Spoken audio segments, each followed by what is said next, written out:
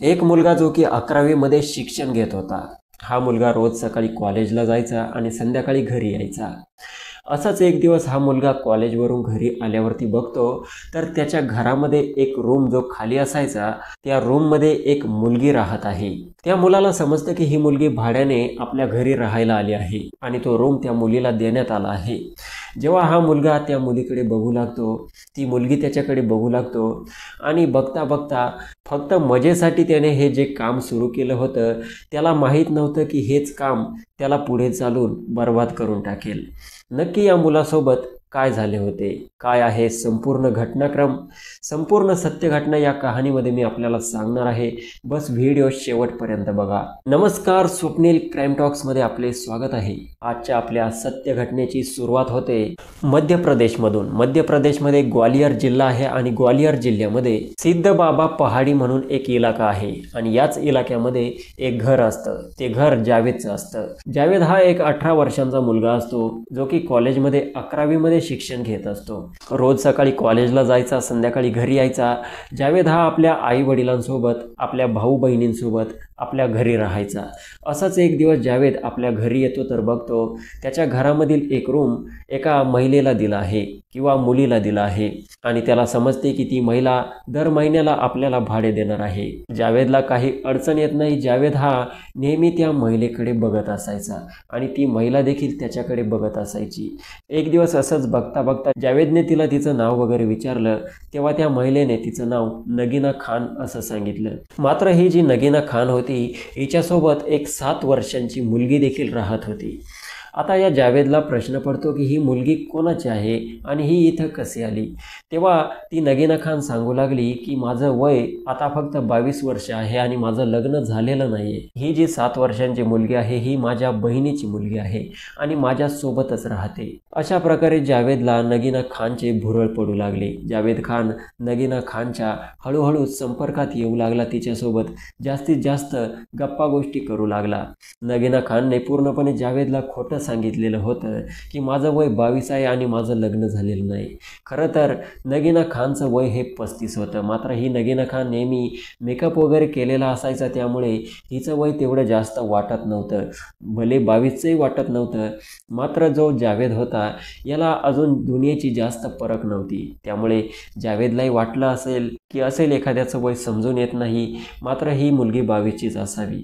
अशा प्रकारे जावेद जेव्हा संधी मिळायची तेव्हा या महिलेसोबत गप्पा गोष्टी करायचा आणि त्या नगीना खानला देखील तेच पाहिजे होतं। नगीना खानने त्याला पूर्णपणे खोटं सांगितलेलं होतं। आता जावेद आणि नगीना खानमध्ये इशारे सुरू झाले आणि असे इशारे करता करता जावेदने तिच्याकडे एक वेगळा इशारा केला आणि त्या नगीना खानला तो इशारा त्याचा कळून चुकला। नगीना खान ही 35 वर्षांची महिला होती। तिने तो इशारा सहज ओळखला आणि जावेदला एक दिवस तिच्या रूममध्ये बोलावले जेव्हा ती 7 वर्षांची मुलगी झोपलेली होती आणि त्यानंतर हा जावेद जो होता कॉलेजला 11वी मध्ये शिकणारा 18 वर्षांचा तरुण हा त्या महिलेसोबत संबंध बनवू लागला आणि अशा प्रकारे जावेद आणि नगीना खान यांच्यामध्ये घट्ट संबंध बनत गेले।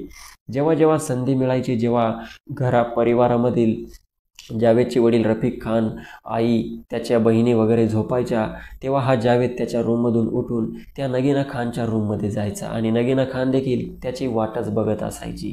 अशाच प्रकारे या सर्व गोष्टी सुरू होत्या। मात्र जावेद आणि नगीना खानचे जे पराक्रम सुरू होता हा त्यांच्याच घरात सुरू होता, रफिक खानच्या घरात सुरू होता आणि रफिक खानला कळायला वेळ लागली नाही की आपला मुलगा जावेद हा चुकीच्या वळणाला गेला आहे। कारण जो जावेद होता त्याला अभ्यासामध्ये मार्क्स कमी पडत होते आणि हेच कारण होतं की त्याच्या वडिलांनी त्याच्यावरती लक्ष ठेवण्यास सुरुवात केली आणि त्याच्या वडिलांना कळून चुकलं की आपला मुलगा जो आहे जावेद, आपण आपला रूम ज्या महिलेला भाड्याने दिलेला आहे त्या महिलेसोबत राहतो, त्या महिलेच्या संपर्कात राहू लागला आणि अशा प्रकारे रफिक खान यांना जेव्हा समजते की मुलाचं आयुष्य बर्बाद होऊन जाईल, तोच रफिक खान यांनी नगीना खानला स्पष्ट सांगितलं की तू आता आमच्या रूममध्ये राहू शकत नाही, आता आम्हालाच घर कमी पडत आहे, त्यामुळे तुझी राहण्याची व्यवस्था तू दुसरीकडे करून घे। आता ही जी महिला असते नगीना खान ही रफिक सय्यद यांचे घर सोडून देते आणि जनकगंजच्या काला सय्यद गोल रामश्री पहाडींमध्ये एका महिलेचं घर असतं। त्या घरामध्ये भाड्याने त्या मुलीला घेऊन राहू लागते, जिने त्या मुलीला तिच्या बहिणीची मुलगी सांगितलेलं होतं. आता जावेदच्या वडिलांनी म्हणजे रफिकने जरी त्या महिलेला घरातून काढून दिलं होतं, मात्र जो जावेद होता आणि जी नगीना होती यांच्या दोघांमध्ये संपर्क सुरू होता. तो संपर्क असा, दोघांकडे एकमेकांचे नंबर होते आणि फोनवरती दोघांचं बोलणं सुरू होतं. हा जावेद त्या नगीना खानच्या पूर्णपणे प्रेमात वेडा झाला होता. त्याला कसलंही भान राहिलेलं नव्हतं. त्याला अभ्यासात तर मन लागतच नव्हतं. जावेदला वाटायचं की मी नेहमी नगीना खान सोबत पडून राहावं, नगीना खान सोबतच आयुष्य काढावं. जावेदला वाटत होतं की नगीना खान सोबतच आपण लग्न करावं आणि याच गोष्टीमुळे त्याचा अभ्यासावरून मन उडालं होतं आणि नगीना खान हेच त्याचं जीवन असं हा जावेद समजू लागला होता. मात्र ही जी नगीना खान होती ही डोक्याने अगदी हुशार होती. ही नगीना खान त्या जावेदला नेहमी म्हणायची की तू माझ्याकडे येतो, माझ्यासोबत तुला जे पाहिजे ते करतो, मात्र मला पैशांची खूप अडचण येत असते, मी काही कामही करत नाही, मी घरामध्ये बसलेले असते. जर तुला माझ्यासोबत लग्न करायचं असेल, संबंध ठेवायचे असतील तर मात्र तुला माझा घर खर्च उचलावा लागेल. आणि अशा प्रकारे हा जावेद, याच्याकडे तर कसलाही पैसा नसतो कारण हा कॉलेजला शिकणारा विद्यार्थी असतो. सुरुवातीला वडील याला पैसे वगैरे पुरवत होते, मात्र जेव्हा वडिलांना समजले होते की हा नगीना खानच्या प्रेमात वेडा झाला आहे, तेव्हापासून वडिलांनी देखील त्याला पैसे वगैरे देणं बंद केलं होतं. जावेद हा पूर्णपणे नगीना खानच्या प्रेमात वेडा झाला होता. त्यामुळे हा जावेद आपलं शिक्षण वगैरे सर्व सोडून देतो आणि त्या नगीना खानसाठी एक ऑटो रिक्षा चालवू लागतो. एक सेकंड हँड ऑटो रिक्षा घेतो आणि ती ऑटो रिक्षा चालवू लागतो. त्यामधून येणारे जे पैसे असतात ते स्वतःसाठी काही खर्च करतो आणि काही पैसे हा तडक त्या नगीना खानकडे नेऊन देत असतो. आणि नगीना खान ज्या रूममध्ये आता भाड्याने राहत होती त्या रूममध्ये जाऊन जावेद तिच्यासोबत राहत असतो, तिच्यासोबत त्या गोष्टी करत असतो. आता नगीना खान आणि जावेदचं ठरलेलं असतं की आपण दोघांनी लग्न करायचं. जावेदही म्हणत असतो की मी तुझ्यासाठीच माझं शिक्षण वगैरे सर्व सोडून दिलं आहे, तुझ्यासाठी मी रिक्षा घेऊन रिक्षा चालवत आहे, मी लग्न करेल तर फक्त तुझ्यासोबतच करेल, तू नाही तर कोणीच नाही. मात्र जावेदची ही सर्वात मोठी चूक होती कारण जावेदला माहीत नव्हतं की या महिलेचा बॅकग्राऊंड काय आहे, ही महिला कुठून आली आहे, याच्या अगोदर काय करत होती आणि याच्या अगोदर हिने किती कांड केलेले आहेत. जावेद तिच्या प्रेमामध्ये पूर्णपणे वेडा झालेला होता. जावेद आणि नगीना खानचे हे संबंध असे सुरू होते. जवळपास यांच्या संबंधाला आता 1 वर्ष झालं होतं. 7 ऑक्टोबर 2025 रोजी पहाटे 4 वाजता जावेद नगीना खान हिला भेटायला जातो. घराचा दरवाजा वाजवू लागतो, मात्र नगीना खान ही दरवाजा उघडत नाही. मात्र जेव्हा ती दरवाजा उघडून बाहेर येते तर बघते जावेद जो असतो तो बेशुद्ध पडलेला असतो. नगीना खान त्या ठिकाणी खूप घाबरते आणि त्या ठिकाणी शेजाऱ्यांच्या मदतीने जावेदला पहाटे 5 वाजता ट्रामा सेंटरला घेऊन जाते. ट्रामा सेंटरला गेल्यानंतर तेथे डॉक्टर असतात अमित कुशवा विचारतात की यांना नक्की काय झालंय. तेव्हा ही नगीना खान सांगते की माहीत नाही, हे अचानक बेशुद्ध झाले. अमित कुशवा जे डॉक्टर असतात ते व्यवस्थित जावेदची तपासणी करतात आणि त्यांना काहीतरी गडबड जाणवते.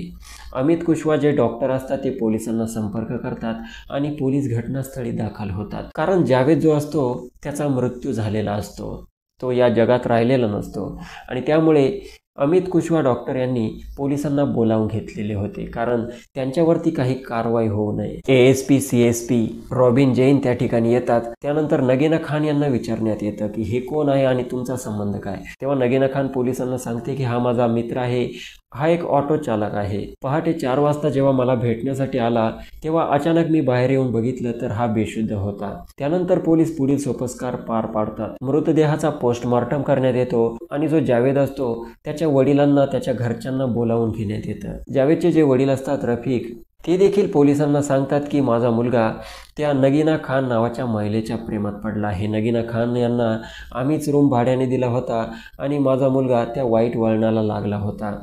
अशा प्रकारे पोलिसांना सर्व माहिती मिळते. मात्र मृतदेहाचा पोस्टमॉर्टम रिपोर्ट अजूनपर्यंत आलेला नव्हता. तोपर्यंत त्या मृतदेहाचे सर्व सोपस्कार पार पडण्यात आले, सर्व गोष्टी झाल्या. आता पोलिसांना जावेदच्या वडिलांनी सांगितलं होतं की नगीना खान सोबत याचे संबंध होते, मात्र पोलीस बिना पुराव्याचे नगीना खान यांना देखील उचलू शकत नव्हते. नोव्हेंबर 2025 मध्ये पोस्टमॉर्टम रिपोर्ट येतो आणि त्या पोस्टमॉर्टम रिपोर्टमध्ये असं स्पष्ट दिसून येतं की जावेदचा फंद्याला लटकून मृत्यू झाला आहे. आता पोलिसांना दुसरी काही जास्त चौकशी करण्याची गरज नव्हती किंवा जास्त पुरावे गोळा करण्याची गरज नव्हती, कारण शेवटी जावेद नगीना खान यांनाच भेटण्यासाठी गेलेला होता. पोलीस आता नगीना खान यांना त्या ठिकाणी अरेस्ट करतात आणि त्यांची चौकशी सुरू होते. सुरुवातीला नगीना खान या पोलिसांना फिरवतात. पोलिसांना सांगतात की आमच्यामध्ये तसं काही वाद वगैरे काही नव्हतं, आम्ही चांगले मित्र होतो, लग्न करणार होतो. मात्र जावेदला मी पहाटे 5 वाजता बघितलं तर तो माझ्या घराच्या बाहेर बेशुद्ध पडलेला होता. जेव्हा पोलिसांना तिच्या बोलण्यामध्ये विसंगती जाणवत असते, जेव्हा तिला पोलिसी खाक्या दाखवतात, तेव्हा ही नगीना खान आता पोपटासारखी बोलू लागते. नगीना खान तिची सर्व हिस्ट्री पोलिसांना सांगू लागते. नगीना खान पोलिसांना म्हणते की तिचे नाव बरई पनिहार आहे. जेव्हा ती 17 वर्षांची होती, म्हणजे 2006 मध्ये, तेव्हा बरई पनिहारचे लग्न आरिफ खान सोबत झाले होते, जो की नूरगंज ग्वालियरचा राहणारा होता. शेवटी बरई पनिहार आणि आरिफ खान हे पती पत्नी बनून राहू लागतात.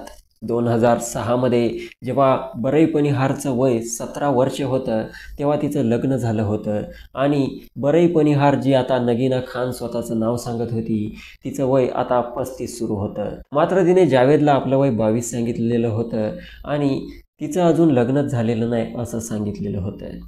बरई पनिहार आणि आरिफ खान अगदी प्रेमाने राहत होते, खुशीपूर्वक राहत होते आणि आरिफ खान सोबत जेव्हा लग्न केलं तेव्हा बरई पनिहारने आपलं नाव चेंज केलं होतं. तिने आपलं नाव नगीना खान ठेवलं होतं आणि आरिफ खान सोबत ती राहू लागली होती. आता बघता बघता आरिफ खान आणि नगीनाला मुलं झाली. मुलं 1-2 नाही तर तब्बल 5 मुलं झाली. दोघांच्या संसारामध्ये आता 5 जण आले होते आणि अशा प्रकारे यांचं आता 7 जणांचं कुटुंब झालं होतं. हळूहळू त्या मुलांना सांभाळण्यासाठी, त्यांचा खर्च उचलण्यासाठी जास्त पैशांची गरज पडू लागली आणि नगीना आणि आरिफ खान यांना अडचणी येऊ लागल्या आणि याच अडचणींमुळे आता नगीना खान आणि आरिफ खानमध्ये वाद होऊ लागले आणि याच सततच्या वादाला नगीना खान कंटाळली. 2023 येता येता नगीना खानच्या एका मुलाचा मृत्यू होतो आणि 4 मुलं तिचे अजूनही तसेच आहे. 2023 येता येता नगीना खान आणि आरिफ खानमध्ये अजिबात जमत नाही आणि नगीना खान ही आरिफ खानला सोडण्याचा निर्णय घेते. 2023 मध्ये नगीना खानची जी सर्वात लहान मुलगी असते, जी 7 वर्षांची, त्या 7 वर्षांच्या मुलीला घेते आणि इकडे रफिकच्या येथे येऊन भाड्याच्या रूममध्ये राहू लागते, जो की जावेदचं घर होतं. आणि त्यानंतर जावेद आणि नगीना खानची ओळख होते. नगीना खान जावेदला स्पष्टपणे खोटं सांगते की तिचं वय 22 आहे आणि ही मुलगी तिच्या बहिणीची आहे. खरं तर ती 7 वर्षांची मुलगी ही नगीना खानचीच होती. नगीना खान ही आता जावेदला आपली लत लावू लागते आणि जावेद हा तिच्या व्यसनामध्ये जसा की बुडू लागतो. त्याला तिच्या शरीराची सवय लागते आणि जावेदने हा निर्णय घेऊन टाकलेला असतो की आता जग दुनिया जी काही असेल ती फक्त ही नगीना खानच आहे. जावेद तिच्या प्रेमामध्ये इतका वेडा, इतका आंधळा झालेला असतो की त्याला तिच्या वयामध्ये डिफरन्स देखील समजत नाही. 22 कुठे आणि 35 कुठे. आता जावेद हा तिच्यासाठी जीव देण्यासाठी तयार असतो. ती म्हणते की मला घर खर्च चालवण्यासाठी पैसे पाहिजे, तर जावेद आपलं शिक्षण सोडून रिक्षा घेऊन रिक्षा चालवतो आणि तिला पैसे पुरवतो. इकडे आता 2025 सुरू झाले होते. जावेद आपल्या होणाऱ्या पत्नीसाठी इकडे रिक्षा चालवायचा, मेहनत करायचा आणि तिला पैसे नेऊन द्यायचा. तिच्यासोबत जेव्हा वेळ भेटेल तेव्हा राहायचा, त्या ठिकाणी सर्व गोष्टी करायचा. त्याला लग्न करायचं होतं. मात्र 2025 मध्ये जावेदला त्याचा एक मित्र भेटतो. त्याच्या मित्राला जावेदचे संबंध वगैरे सर्व माहीत असतं, लग्न करणार आहे हे माहीत असतं. मात्र जावेदचा मित्र जावेदला म्हणतो की तुझी जी गर्लफ्रेंड आहे नगीना खान, ही जी महिला आहे हिचं वय 35 आहे आणि हिला 4 मुलं आहे, जे की एक मुलगी जी आता तिच्या सोबत राहते ती तिची स्वतःची मुलगी आहे आणि या महिलेच्या मुलाचं जे वय आहे हे 19 आहे. जेव्हा जावेद आपल्या मित्राच्या तोंडून हे सर्व ऐकतो तेव्हा जावेदला विश्वासच बसत नाही. जर त्याने विश्वास ठेवला तर त्याची संपूर्ण जग दुनिया बदलून जाईल. जावेद विश्वास ठेवण्यास तयार नसतो. मात्र त्याचा मित्र त्याला संपूर्ण खात्रीने सांगतो आणि जावेदला सर्व काही कळून चुकते. जावेद विचार करतो की या महिलेचा मुलगा हा आज माझ्या वयात आहे आणि या महिलेसोबत मी लग्नाचं स्वप्न बघून बसलो.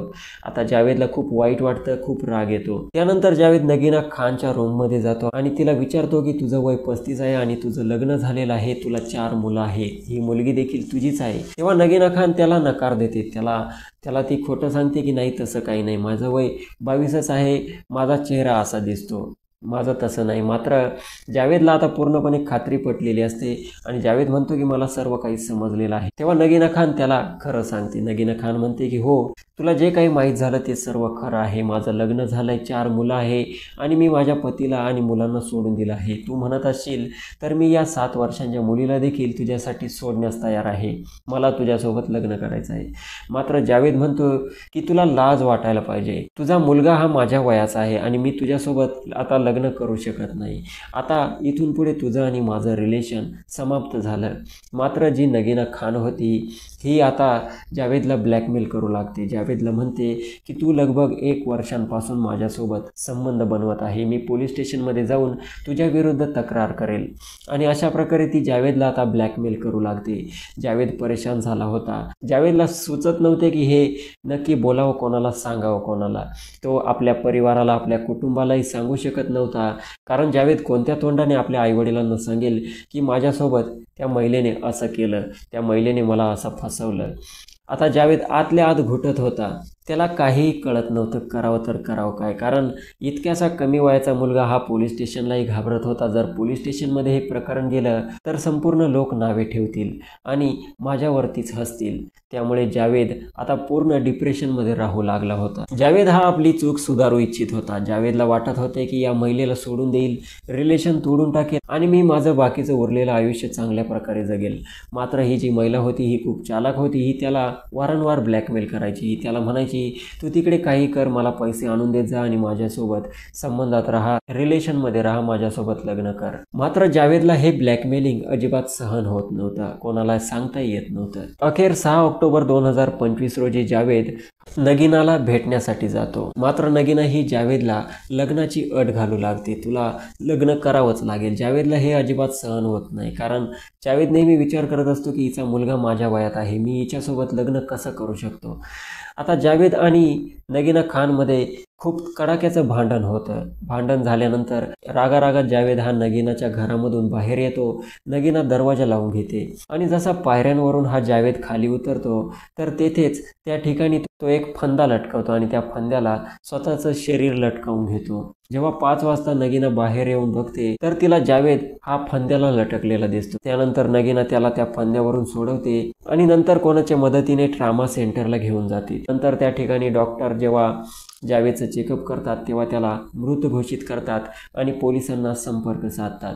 पोलिसांनी अशा प्रकारे या प्रकरणाचं गूढ उकललं होतं. नगीना खानला अटक केली होती आणि तिला 4 भिंतींच्या आतमध्ये लॉकअपमध्ये टाकून दिलं होतं. त्यामुळेच म्हटलं जातं की कोणाच्याही प्रेमामध्ये इतकं पण आंधळं नाही झालं पाहिजे की आपल्याला समोरच्याचं वयही समजणार नाही. जसं दिसतं तसं मात्र वास्तवात नसतं. जर आपण कुटुंबासोबत राहिलात, कुटुंबाच्या मर्जीने काही गोष्टी केल्या तर आपल्यासोबत धोका कधी होऊ शकत नाही आणि जर धोका झाला तरी देखील त्या धोक्यामधून आपण सहज बाहेर निघू शकतो, कारण आपल्याला त्यावेळी कुटुंबाची साथ असते. मात्र आपण जर विचार करत असाल की मी आता 18, 19, 20 वर्षांचा झालो, मी माझा निर्णय मी स्वतः घेईल, मी कुटुंबाचा सल्ला का घेऊ, तर मित्रांनो, नादान बुद्धी यालाच म्हटली जाते. आपलं वय जर तितकं नाहीये तर जरुरी नाही आपल्याला बुद्धी देखील पुढच्या पातळीची असेल.